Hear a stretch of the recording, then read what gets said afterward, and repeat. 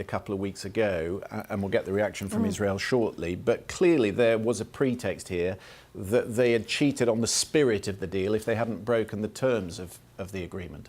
Yeah, and it was interesting that he did actually single out the inspections regime as well, saying that the inspections regime was inadequate and couldn't prevent Iran from cheating. Now, we know that repeatedly the IAEA has actually said that Iran is in compliance with the regime. In fact, members of Donald Trump's own cabinet, Secretary Mattis, has testified before Congress that as far as he knows, Iran is in compliance. So I'm not quite sure where he is getting the idea that the inspection regime is not strong enough to prevent cheating, but clearly the whole deal itself was something that he just didn't want to speak to. Let's speak now to James Carafano, who's the Vice President of the Heritage Foundation's Institute for National Security and Foreign Policy. James, thanks very much for joining us. I know that you've been a critic of the Iran deal right from the beginning. So let me get your reaction straight off then to what Donald Trump has just announced.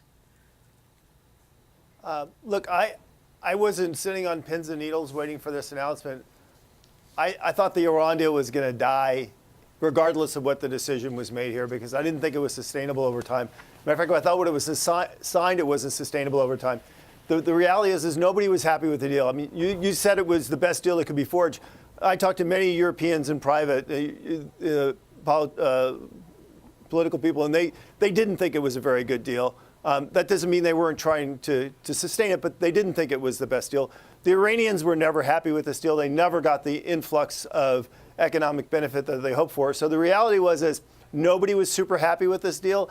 And I don't think it would have sustained much longer anyway. And if Hillary Clinton were president today, we might not be having this decision today, but at some point in the relatively near future, I think we would have had a similar debate.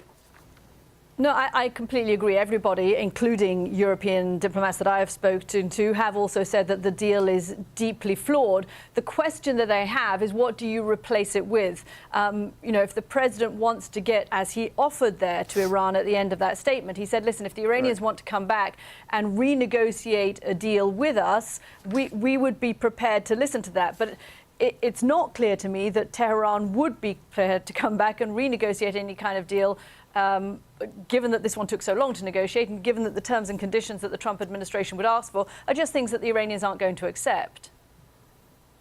Well, I'm not sure I 100% agree with that. I don't think it's a valid criticism. But the argument is, well, what's the alternative? If this isn't working, why would you stick with this? It's like if you had a medical regime that wasn't solving the disease and you said, well, we have to stick with this because it's all we have, they would look at you and laugh. Well, if it's not curing the disease, James, so you don't buy the argument that's been made, for example, by people like Michael Hayden, that Iran is further away from having a nuclear weapon because of this deal, and that in and of itself is something that is worth preserving. You don't buy that argument? Oh, no, of course not. Yeah, no, I never believed that from the beginning, because the deal doesn't and here's how I do agree with the president. And he's saying, well, they were complying with the deal. But the argument for the beginning is the deal was not sufficient to keep Iran from becoming a nuclear breakout state. And the reason for that was multifold, including they could continue to develop on the ballistic missile program, which is a critical component. They could continue developing nuclear technology, not enriched, but they could continue developing the technology, and they could do all the geopolitical stuff to set up for a breakout. So I never bought that argument. But here's the thing that people aren't talking about. It's like, what hand do the Iranians have to play here? It's going to be, they were not getting economic investment anyway. That's going to even get harder. Their economy is in free fall. They do have internal political dissent. Their foreign policy is unpopular. They're overstretched in the region. They're in many, many places simultaneously. They really can't afford to sustain over time. And their political leadership is divided on what to do next. So it's not like the Iranians have an amazingly strong hand to play here. James, we all understand that there are concerns internationally with the sunset clauses and that the restrictions are limited. What is permanent was the inspection regime and the verification of the deal. And the point that Michael Hayden was making yesterday is that we have permanent eyes on what is going on in Iran at the moment, and when you take that away, we won't.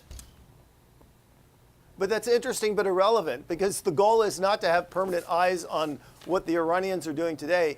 The goal is to limit their capacity to become a nuclear breakout state. And if with the regime in place, they can do all kinds of things to become a nuclear breakout state when they choose to, it's not a very good deal. And I think that's just the criticism that people are just not listening to.